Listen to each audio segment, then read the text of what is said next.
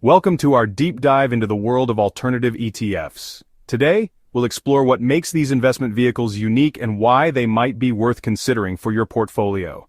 Not too long ago, I was like many investors, stacking up on the classic time-tested ETFs like SCHG, Schwab US Large Cap Growth, and VOO, Vanguard's S&P 500 ETF. They're solid, they're stable, and they've made people a lot of money over the years. I still own them. In fact, I've got over $10,000 of SCHG sitting in my Roth IRA, and my positions in VOO, between my taxable and retirement accounts, total more than $88,000. But here's the thing no one tells you when you're starting out. While these blue-chip ETFs are essential for long-term wealth building, they aren't always the fastest path to financial freedom. There are other ETFs out there, more aggressive, more concentrated, more volatile, that have the potential to outperform the likes of SCHG and VOO, sometimes by a long shot. The catch? They come with higher risk and far less diversification. If you're someone who can stomach volatility, has a long-term mindset, and is willing to take on a bit more risk, then listen up. Let me introduce you to 3 ETFs that I believe could potentially make you rich faster. These aren't your average ETFs. These are momentum-driven, future-facing, high-octane ETFs that have already crushed the broader market in recent years, and they might keep doing so. But a quick disclaimer before we dive in, these funds are not for the faint of heart. They're risky, they're volatile, and they absolutely should not make up your entire portfolio. Consider them the spicy sauce on top of your solid, balanced meal, not the whole entree. Now let's get into it. ETF number 1, SPMO, the Invesco S&P 500 Momentum ETF. First up is SPMO, the Invesco S&P 500 Momentum ETF. Think of this ETF as the stock market's version of surfing. You ride the wave of what's already moving fast, hoping the wave carries you even higher. SPMO tracks the S&P 500 Momentum Index, which essentially picks out the top 100 stocks in the S&P 500 with the strongest recent performance. It's a strategy based on the idea that winners tend to keep winning, at least for a while. It's got a 5-star Morningstar rating, which already gives it some credibility among pros. In the past 5 years, SPMO has delivered over 20% annual returns, compared to just under 12% for the S&P 500.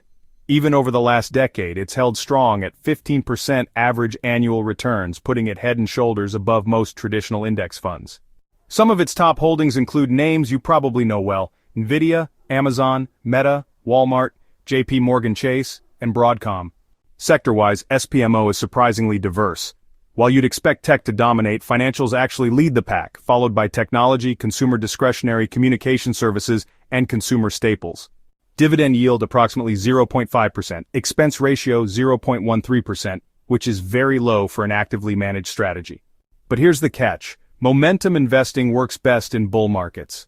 When everything is going up, SPMO rides the wave beautifully. But when the tides turn, say, during a recession or bear market, this ETF can plummet faster than broader funds.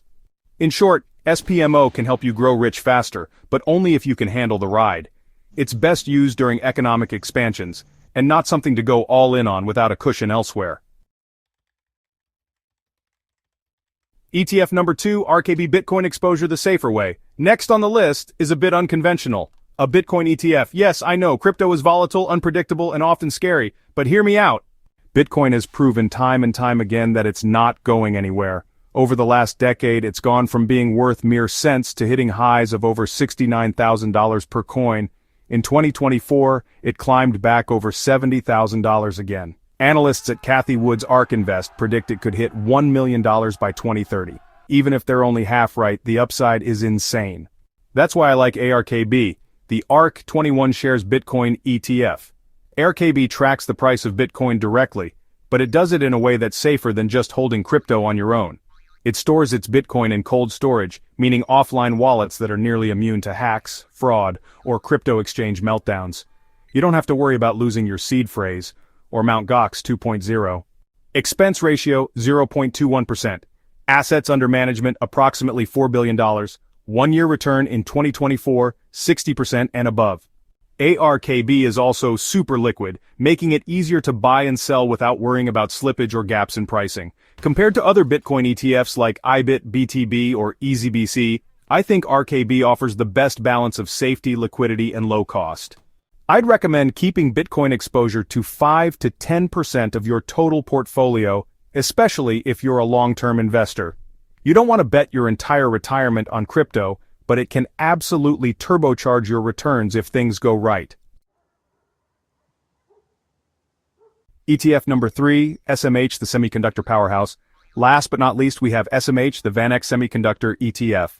This one's almost a no-brainer. Semiconductors are everywhere. In your phone, your car, your TV, your laptop, and increasingly in AI, 5G, cloud computing, and electric vehicles. As the world goes more digital and more automated, chips are the backbone of everything. SMH has returned over 30% annually for the past 5 years, and around 20% annually over the last decade. That's double what the S&P 500 has done in the same period. Top holdings include Nvidia, Taiwan Semiconductor, Broadcom, ASML, Qualcomm, AMD, and Applied Materials. Dividend yield, approximately 0.5%. Expense ratio 0.35%. Holdings just 26 companies, so it's focused but powerful. It's a concentrated bet on an industry that's poised to dominate the future. Unlike buying just Nvidia or AMD, SMH spreads your risk across multiple global chip leaders.